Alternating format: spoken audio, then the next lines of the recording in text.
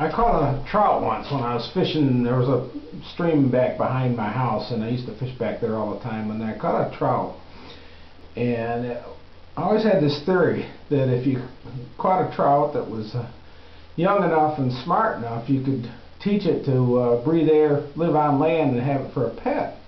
Well, this one seemed wasn't a real big trout, but it looked awfully intelligent to me. You could tell just by the way his forehead was shaped that it was a pretty smart fish.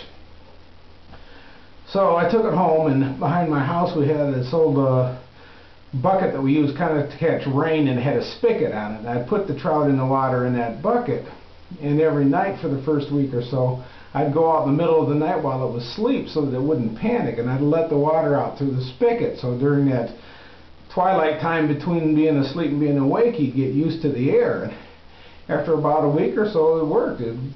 Fish learned how to breathe air and wasn't nervous about it. So I just started to teach it and make it a pet. I taught it to roll over, which obviously was pretty easy to do, and then I taught it to fetch, and it learned to use its little flippers for leg. It couldn't go too fast, but it could walk around pretty good. I made a little leash for it, and I'd take it for walks, and it was a pretty good pet, probably the best pet I ever had.